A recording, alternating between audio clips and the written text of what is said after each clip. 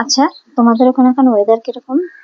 আমাদের এখানে শিলিগুড়িতে তো ওয়েদার কি বোঝাই যাচ্ছে না, কখনো মেঘ, কখনো বৃষ্টি, কখনো রোদ, আবার কখনো বা ঠান্ডা, এরকম করেই চলছে ওয়েদার। আর যার জন্য বুড়ির শরীরটা মাঝে মাঝে কিন্তু ভীষণ খারাপ হয়ে যাচ্ছে।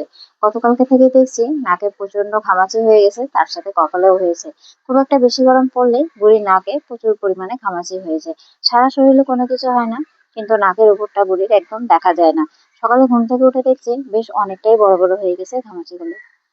আজ সকাল থেকে যেরকম রোদ, তার সাথে ঠিক সেরকমই গরমটাও আছে।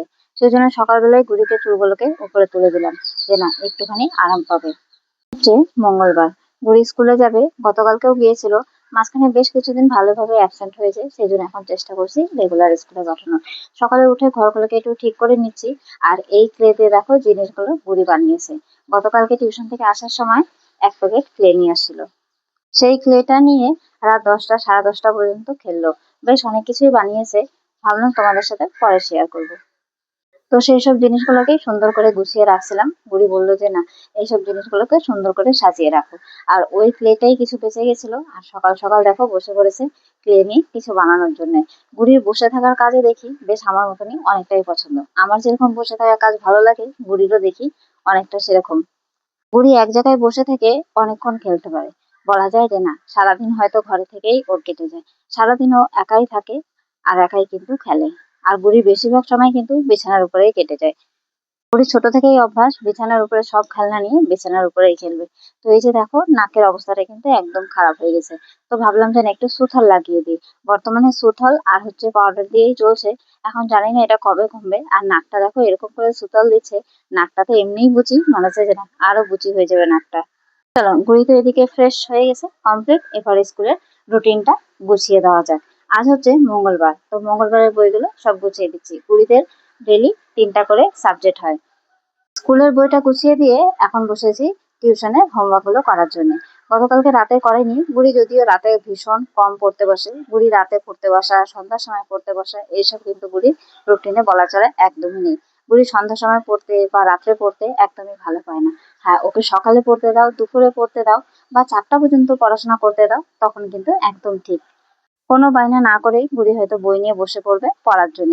কিন্তু বুড়িকে যদি 6টার পরে যদি পড়তে বসানো যায় বা 5টার পরে, তখন বুড়ি কিন্তু একদমই পড়তে চায় না। মানে ওর হিসাবে বিকালটা পড়ার জন্য না, বিকালটা হয়তো খেলা ঘোরা, বসে থাকা, এইসব কিছুর জন্য। ছোট থেকে এই জিনিসটা আমি বুড়ির মধ্যে দেখে যাচ্ছি।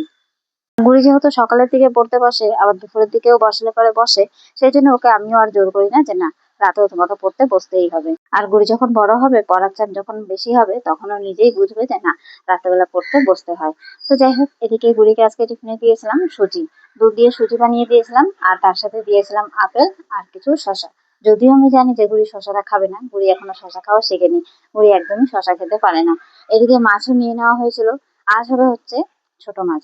সেরকম কোনো মাছ ছিল না, শুধু এই একটাই মাছ ছিল, তো সেই জন্য এই মাছটাই নেওয়া হয়েছে। মাছ টাছ নিয়ে এদিকে আমি একটুখানি ফ্রেশ হয়ে নিলাম। ফ্রেশ হয়ে ফার্স্টে আমি রেডি হয়ে নিলাম। বুড়ির চুলটা একটু ভিজা ছিল, তো ভাবলাম যে না, ততক্ষণে আমি রেডি হয়ে নিই। আরো 10 মিনিটে ওর চুলটা অনেকটাই শুকিয়ে যাবে। তো সেই মতোই দেখো চুলটা শুকিয়ে গেছে, এখন ওকে বেনুনি করে দিচ্ছি। আজ হাতে বেশি সময় নেই, সেই জন্য বুড়িকে একটা বেনুনি করে দিব। সবই কমপ্লিট আছে, শুধু বুড়িকে এখন চুলটা বেঁধে দিব আর তার সাথে জুতোটা পরিয়ে দিব। আমি এখনো কোনো কিছু খাইনি, বুড়িকে দিয়ে এসে তারপরে খাবো।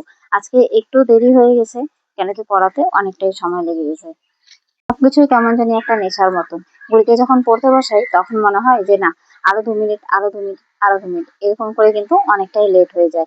আর বুড়ি যখন পড়তে বসে, তখন বেশ ওরও অনেকটা দেখেই ইন্টারেস্ট আছে। আর সকালে পড়তে বুড়ি বেশ ভালোবাসে। সেই জন্য যতটা সম্ভব চেষ্টা করি যতটা টাইম দেওয়া যায় সেই মতন। আর সেই মতে অনেকটা লেট হয়ে গেছে। তো বেরিয়ে পড়েছি দুজনে। আর বুড়ির এখন কিন্তু বেশ অনেকগুলোই ফ্রেন্ড হয়ে গেছে, সেই জন্য স্কুলে যাওয়ার জন্য মাঝে মাঝে কান্নাকাটি করে, কিন্তু এখন বেশি টাইমে বেশ খুশিতেই চলে যায়। এখন আমরা যেই টোটোতে যাচ্ছি, সেই টোটোতে বুড়ির স্কুলেরও একটা ফ্রেন্ড বসেছিল, সেই জন্য বুড়ি বেশ খুশিই ছিল।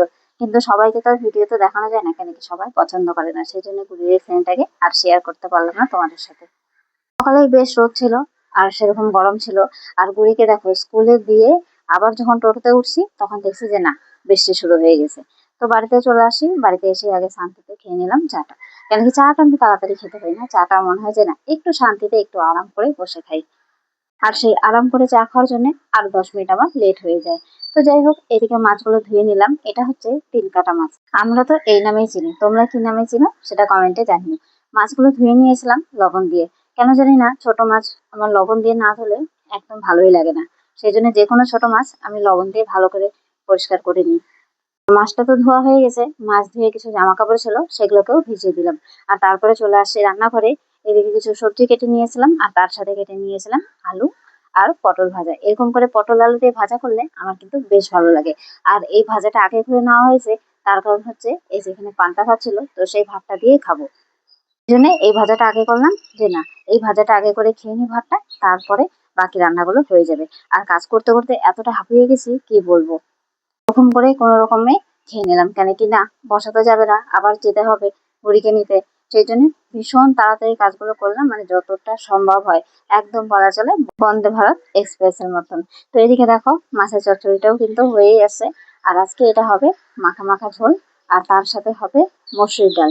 মসুরির ডালটা আমার বুড়ির জন্য, কেন কি বুড়ি খাবে মসুরির ডাল আর তার সাথে ডিম সিদ্ধ, আর তার সাথে হলো পাঁপড় ভাজা। এটাই হচ্ছে আমার বুড়ির বেশিরভাগ মেনু। কাজের মাঝখানে ভীষণ তাড়াতাড়ি করে স্নান ধানও করে নিয়েছি, স্নান ধান করে বেরিয়ে পড়েছি। আর এখনো দেখো বেশ অনেকটাই রোদ, কিন্তু ছাতাটা খুলবো এত আলসি লাগছে, ভাবছি যে না থাক, এখন আর ছাতাটা খুলবো না, ছাতাটা খুললেই দেরি হয়ে যাবে। প্রথমে বেরিয়ে তো টোটো পাচ্ছিলাম না, তারপরে যাই হোক চেনা জানা একটা টোটো কাউকে পেলাম, আর এই যে চলে আসলাম। আসার সাথে সাথেই ঘুড়ির আজকে ছুটি হয়ে গেছে। প্রতিদিনের মতন আজও মা আমি গল্প করতে করতে চলে আসছি, যে না স্কুলে কি হয়েছে কি বলেছে। উনি কিন্তু প্রতিটা জায়গায় গিয়ে কি হয় না হয় সবটা কিন্তু আমার সাথে শেয়ার করে, সবটাই বলে।